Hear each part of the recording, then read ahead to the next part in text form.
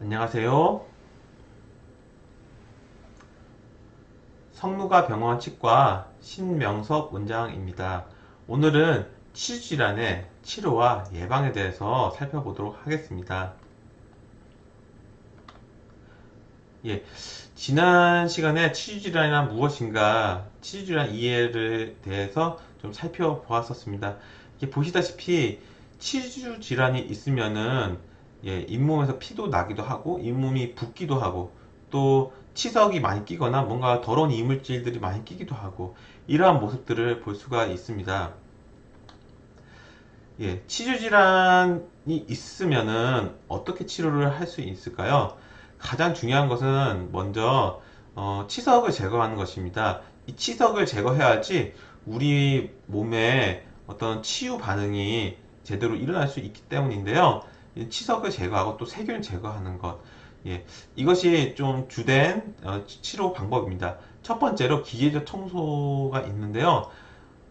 치석 제거, 즉 스케일링을 대표적으로 들 수가 있습니다. 많은 분들이 정기적으로 스케일링을 받고 계실 텐데, 네, 예방적인 차원에서 한 스케일링과 치료 목적으로 한 스케일링은 약간은 차이가 있습니다. 치료 목적으로 하는 경우는 잇몸 깊숙이까지 있는 치석들을 다 제거하는 것입니다.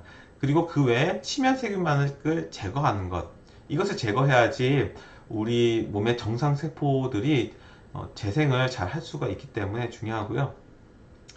그 밖에 잇몸 치료 또는 치주 치료라고 하는데, 기계적 청소의 연장선상이라고 볼 수가 있습니다. 치근 활텍스, 치주 소파술이라는 수식들이 있는데요.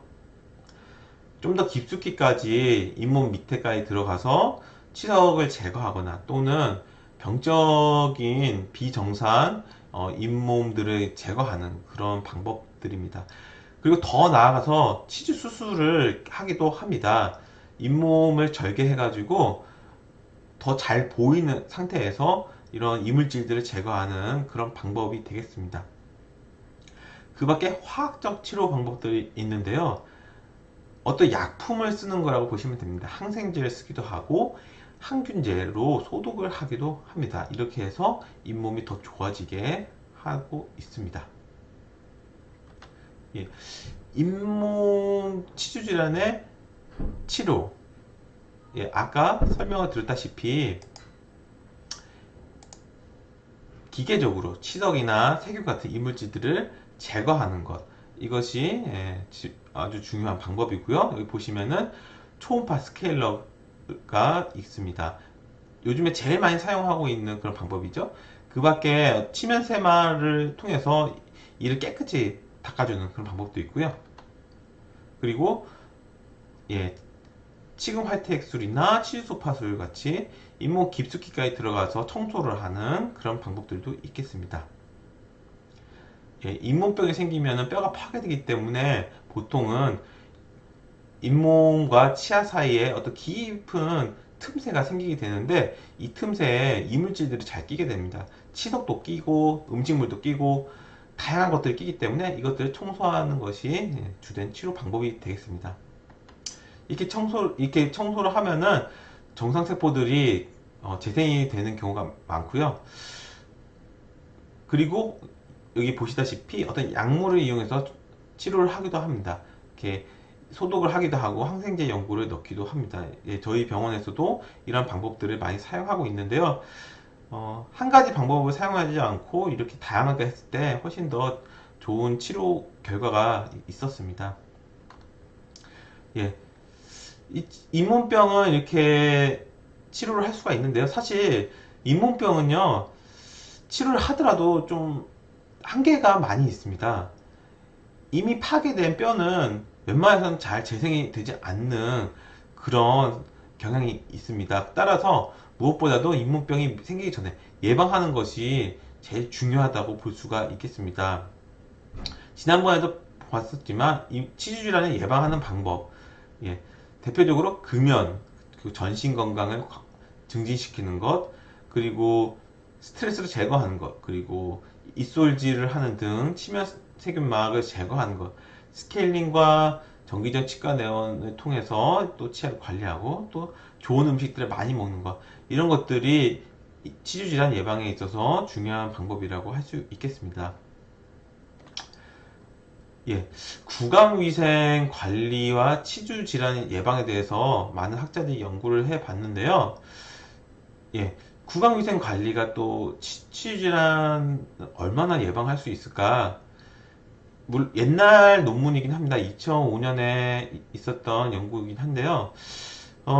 지금 어, 보시면은 이게 제가 정리를 했는데 결과적으로 말씀드리면은 기존에 이를 잘 닦는다든가 이를 깨끗하게 유지하는 것, 이것이 잇몸병 예방에는 크게 도움이 되지 않더라, 이렇게 좀 결과가 나왔습니다. 치은염 개선에는 확실한 효과가 있습니다.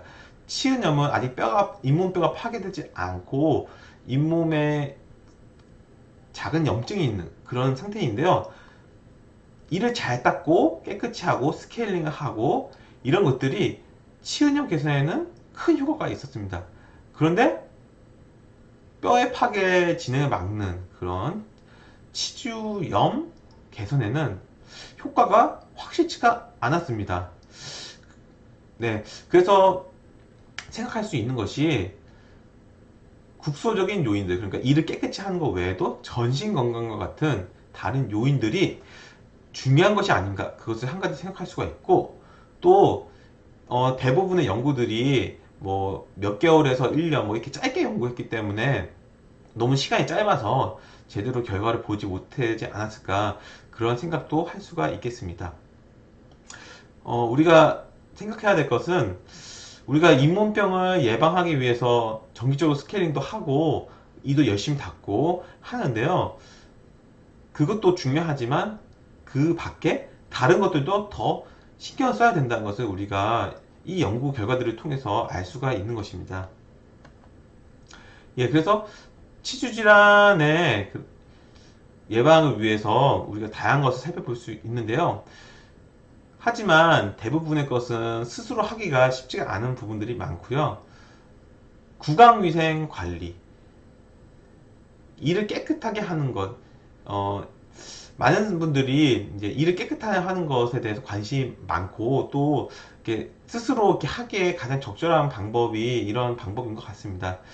네, 여기 보시다시피 이를 염색제를 염색해서 세균들이 많이 있는 것을 알 수가 있습니다. 이런 세균들을 이를 닦기 전에 이렇게 됐다가 이를 닦은 후에 없어지는 것을 볼 수가 있는데요. 예, 이를 깨끗하게 하는 방법, 가장 대표적인 게 칫솔질이죠. 칫솔질, 그리고 그 밖에도 치실이나 치간칫솔을 우리가 또 사용할 수가 있습니다. 어떤 연구들은요, 이 칫솔질보다는 치실이나 치간칫솔이 더 잇몸병 예방에 효과가 있더라, 그런 연구들도 있습니다. 예, 치실을 젊은 적부터 사용을 하면 좋은데요. 이 치실을 올바른 방법으로 사용한 것이 굉장히 중요합니다. 치실을 잘못 사용하면 오히려 치아가 상하게 될 수도 있기 때문인데요. 잇몸이 다치거나 또는 이가 마모되는 경우도 있습니다. 네, 치실을 사용하는 대표적인 방법으로 가운데 손가락에 치실을 적당량 잘라서 이렇게 걸어서 사용하는 방법이 있습니다. 그래서 중지에, 양쪽 중지에 치실을 이렇게 똘똘똘 말아서 감고요. 그리고 이제 엄지와 검지를 이용해서 이렇게 그림에서 보시다시피 손을 입안에 집어넣거나 하여서 치실을 이렇게 하는 방법이 있는데요. 여기서 이제 중요한 것은 치실을 치아에 집어넣을 때 슬근슬근 톱질하듯이 비비면서 들어가는 것이 중요합니다. 그렇지 않고 한 번에 힘을 딱 주면은 너무 센 힘이 작용하여서 잇몸이 상하게 될 수가 있습니다. 그럼 오히려 더 나쁜 결과가 있을 수 있고요. 그리고 치실을 사용할 때 이렇게 좌우로, 앞뒤로 이렇게 문지르듯이 사용하는 것이 아닙니다.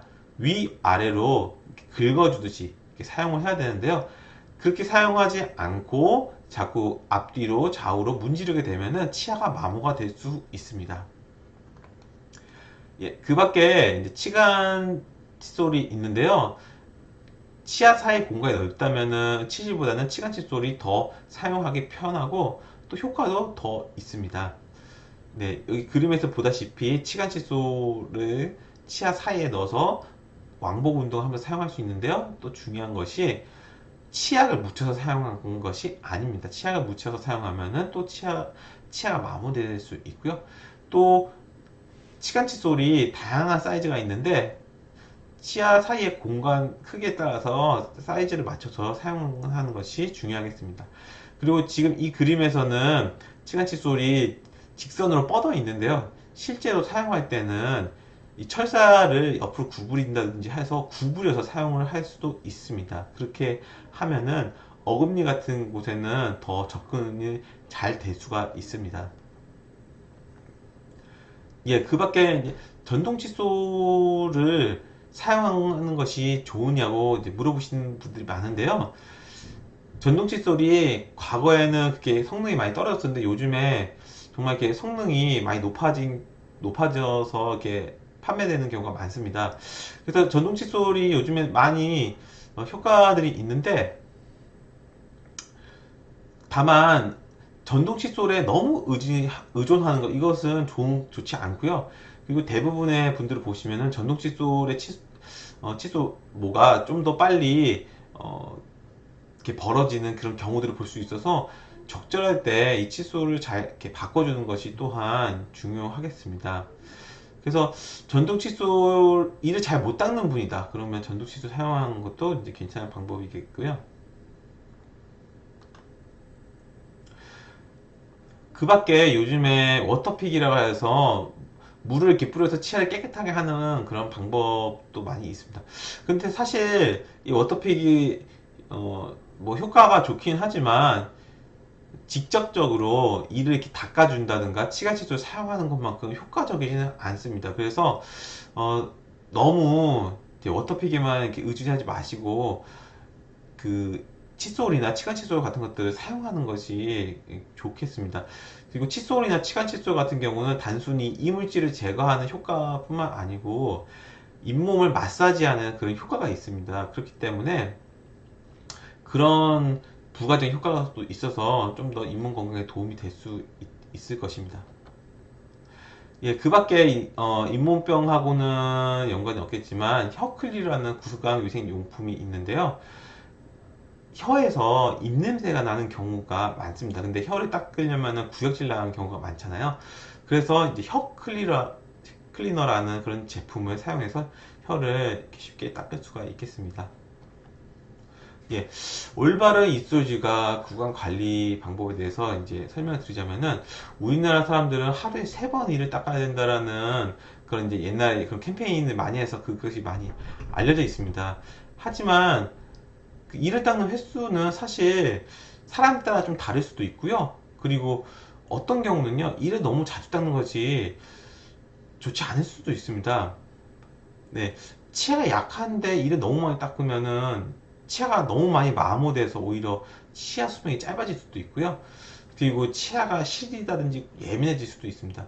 그래서 이제 미국에서는 하루에 2번 닦는 것을 이제 권장하기도 합니다. 네, 그리고 이를 닦을 때 자주 닦는 것보다 더 중요한 것은 꼼꼼히 닦는 겁니다. 많은 분들이 보면요, 이를 열심히 닦는다고 말씀을 하세요. 근데 검진해 보면은 너무 이가 더러운 경우들이 많은데 그것이 왜 그러냐면 열심히는 닦는데 꼼꼼하게 닦지는 않는 거예요. 잇몸병이 생기면은 또는 나이가 많이 들면은 잇몸이 내려가게 되거든요. 잇몸이 내려가는데 사실 우리가 이를 닦을 때 그 내려간 그 잇몸 부분을 닦아주는 것이 주된 목적인데 어떤 분들은 그 잇몸 부분 닦지 않고 치아 머리 부분만 닦아요. 그러면은 치아 머리 부분을 닦아봤자 잇몸병 예방과는 전혀 상관이 없습니다. 그렇기 때문에 이를 닦아도 마치 안 닦은 것처럼 이렇게 지저분한 경우들이 많은데요. 따라서 이를 자주 닦는 것, 그것보다는 꼼꼼하게 닦는 것, 이것이 더 중요하다고 볼 수 있겠고요. 이를 제대로 닦으려면은 성인의 경우에도 5분에서 20분도 꽤 긴 시간이 필요합니다. 여러분 이를 몇 분이나 닦는지 그거를 생각해 보시면은 아 내가 이를 어떻게 닦는가 정말 제대로 깨끗하게 닦고 있는가 그것을 알 수가 있을 것입니다.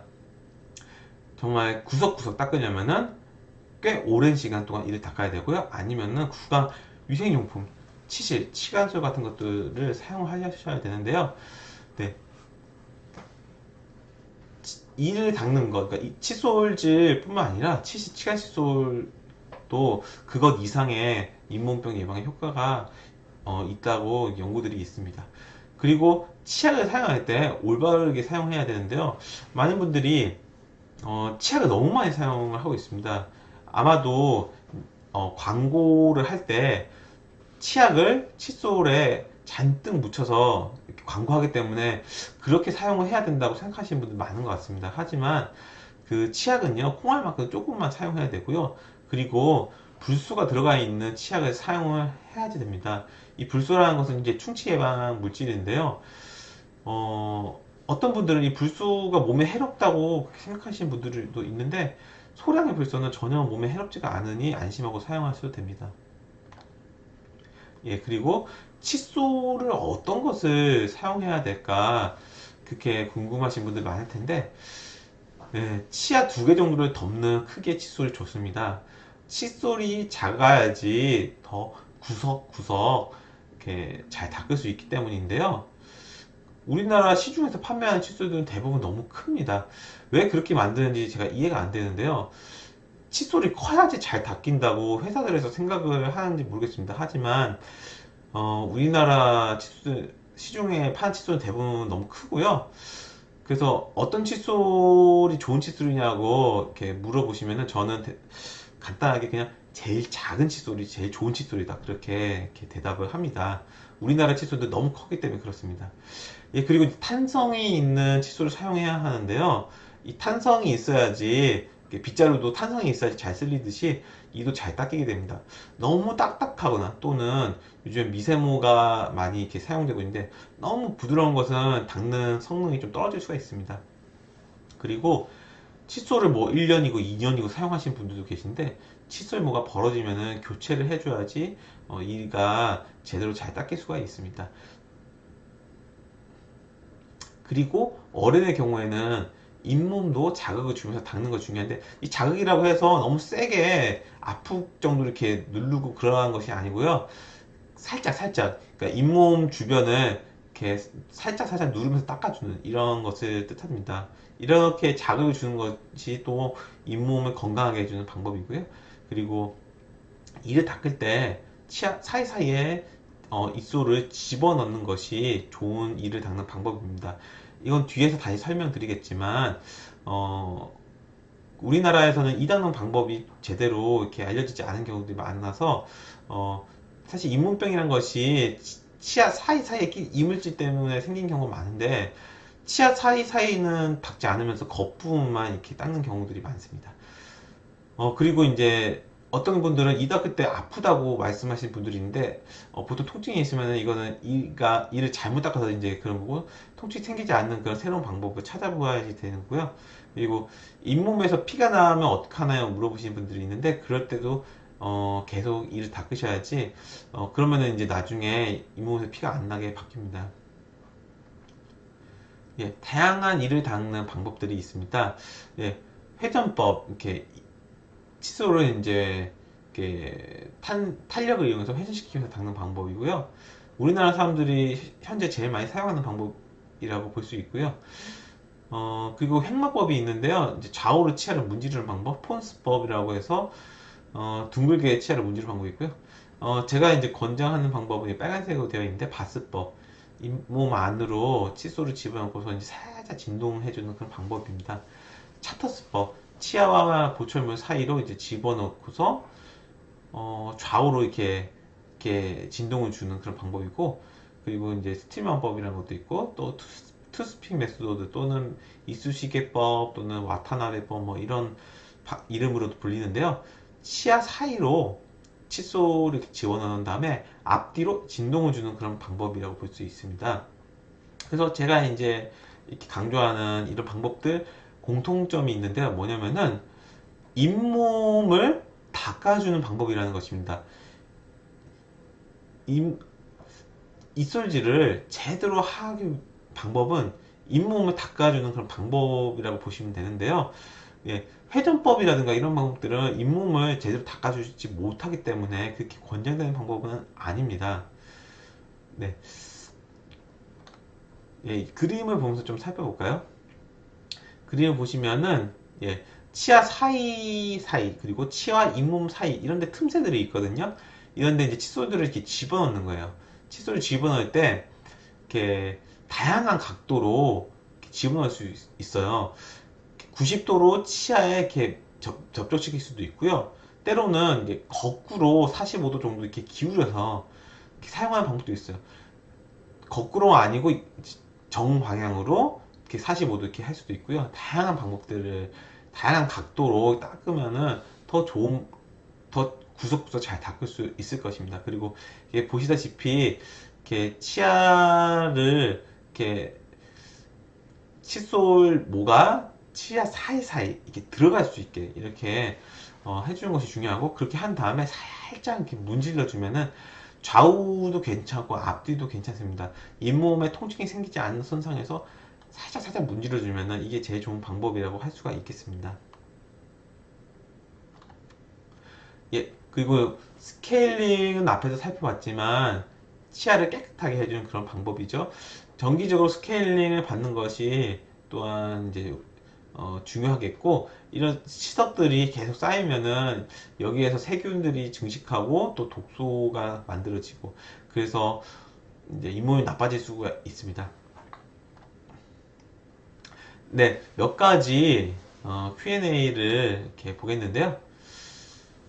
치경부 마모는 이를 횡머법으로 닦아서 생긴다라고 생각하는 분들이 계신데 이것은 어, 아주 옛날의 그런 이론이고요. 실제로는 그렇지 않습니다. 이 치아, 치아와 잇몸 사이 부분에 이렇게 움푹 파이는 경우들이 있는데 대부분은 교합력에 의해서 씹는 힘이 강해서 치아가 이제 파절되는 경우가 대부분이고요. 그리고 치약을 많이 사용하면 좋지 않다고 말씀드렸는데 치약 속에 마모제라는 그런 성분이 있는데 이것들이 치아를 너무 마모시킬 수가 있기 때문에 치약 사용량을 줄여주는 것도 이렇게 중요한 방법이고요. 스케일링 하면 시리고 잇몸이 내려간다라고 생각하시는 분들이 굉장히 많습니다. 하지만 스케일링을 해서 어지간해서는 그 치아가 이렇게 뭐 깨진다거나 떨어져 나간다거나 그런 일은 생기지 않고요. 그리고 이제 스케일링 해서 시린 경우들도 있지만 그래도 정기적 스케일링 해서 관리해야지 치아가 이렇게 건강하게 유지가 될 수가 있습니다. 그리고 잇몸이 내려간다고 생각하시는 분들이 있는데 염증이 소실되면은 부어있던 잇몸이 이렇게 줄어들거든요. 그러면서 이게 정상적으로 되는데 그것이 사실 이게 정상적인 상태이고 또 잇몸을 관리하기에도 더 좋은 상태이기 때문에 이 부분은 너무 이렇게 어, 염려하지 말고 잇몸이 조금 내려가면 보기는 안 좋을 수 있지만 치아를 더 오래 건강하게 쓰기 위해서 어쩔 수 없는 그런 것이라고 생각하시면 될 것 같습니다. 그리고 어떤 분들이 잇몸병 예방을 하기 위해서 이런 게 가장 중요하다고 생각하시는 분들이 있는데 사실은 전신 건강 관리 같은 것들이 더 중요하고요. 그리고 치실이나 치간솔이 이 닦는 것 자체보다도 더 중요할 수 있다는 연구들이 또 있습니다. 그리고 나는 이를 잘 닦고 있는데 왜 잇몸병이 생기냐 또는 충치가 생기냐 이런 분들이 있는데 그렇지 않습니다. 이를 잘 안 닦이기 때문에 이런 병들이 생기고요. 제일 그 후방에 있는 치아 이런 치아들 잘 닦이고 있는지 봐야 되고 치아 사이사이 부분 이런 부분들 잘 닦이고 있는가 그러니까 치아 겉부분만 그냥 대충 이렇게 닦아내고 있는 것이 아닌지 살펴봐야 되고요. 그리고 안쪽 그러니까 혀 있는 쪽 있잖아요. 이런 데도 잘 닦이고 있는지 확인을 해봐야겠습니다. 이가 좀 잘 안 닦이고 그러면 또 입냄새가 또 잘 나는 경우들도 있고요. 이 음식을 먹고 나서 이를 바로 닦아야 한다라고 많은 분들이 알고 계실 텐데 이게 항상 그렇지는 않습니다. 대다수의 경우는 뭐 바로 닦는 것이 좋겠지만 산성 음식을 섭취한 경우라든가 그 산성 음식이라는 게 탄산음료 또는 신맛 나는 음식들 있잖아요. 뭐 오렌지도 있고 포도도 있고 그리고 뭐 신김치도 있을 수 있고 뭐 또 식초가 많이 들어가는 어떤 음식들이라든가 또는 이온 음료도 그렇고 뭐 다양한 음식들이 있는데요. 산성 음식들은 치아를 부식을 시키거든요. 그래서 치아가 약해지게 되는데 바로 이를 닦으면은 치아가 이렇게 많이 마모가 되고요. 조금 기다렸다가 닦는 것이 오히려 이런 경우에는 더 도움이 됩니다. 예, 치아 건강과 전신 건강은 별개이다. 앞에서 이야기했지만 별개이지 않고요. 밀접한 연관관계가 있습니다. 네, 오늘은 잇몸병의 치료와 예방에 대해서 살펴보았습니다. 주로 예방적인 측면을 많이 보았는데요. 잇몸병이라는 것이 한번 생기면은 잘 낫지 않고 또 낫더라도 한계가 있기 때문에 예방을 하는 것이 매우 중요하겠습니다. 예, 이상으로 오늘 강의를 마치겠습니다. 시청해 주셔서 감사합니다.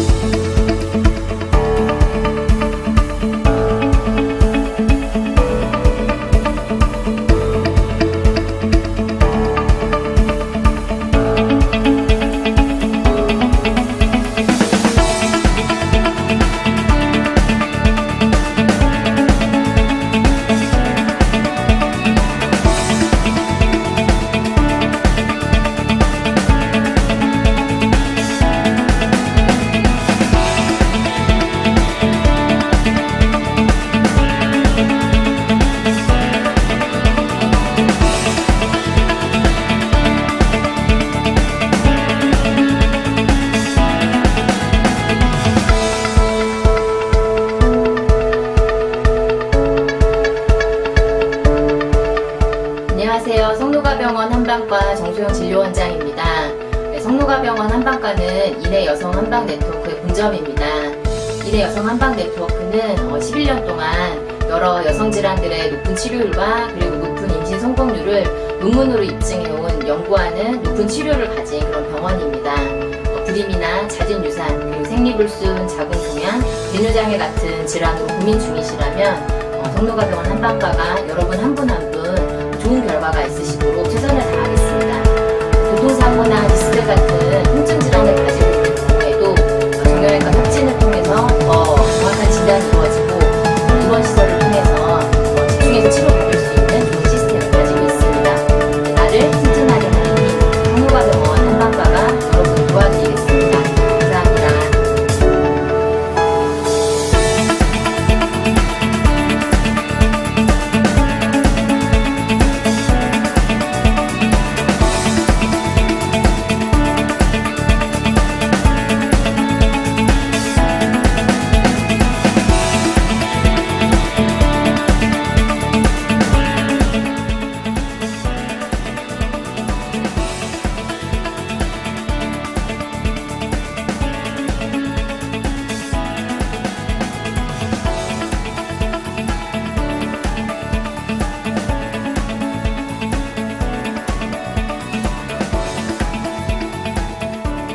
안녕하세요. 성노가병원 치과 진료원장 신명석입니다.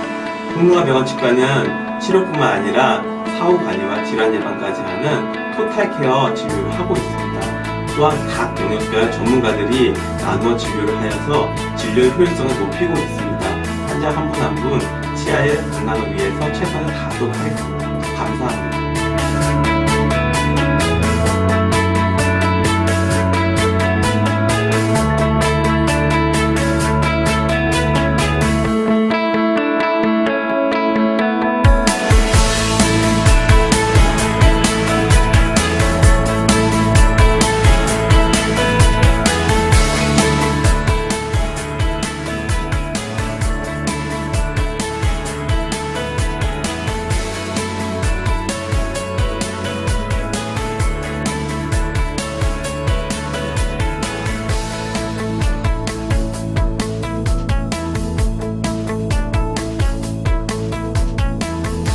저희 성노가병원 내과에서는 만성질환을 관리하고 질병을 예방하는 데 힘쓰고 있습니다.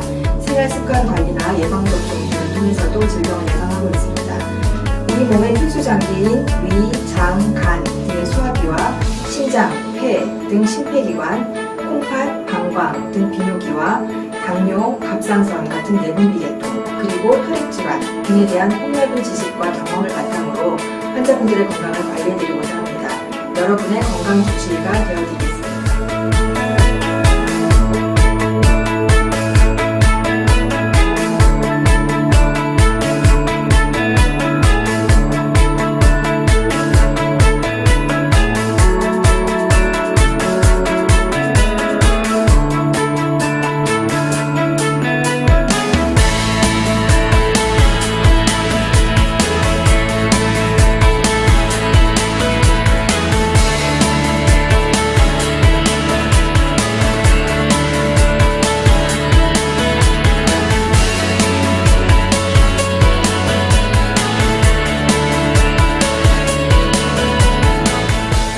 안녕하세요. 성노가병원 정형외과 이영석 원장입니다. 여러분의 성원에 힘입어 2017년 대한민국 우수 브랜드 대상에서 척추, 어깨관절 치료 부분에서 성노가 정형외과가 대상에 선정되었습니다. 또한 올해 국제 SCI 저널에 제1저자로 논문을 게재하고 앞으로 연구하는 병원으로서 더 나은 치료를 위해서 노력하는 병원이 되고자 합니다.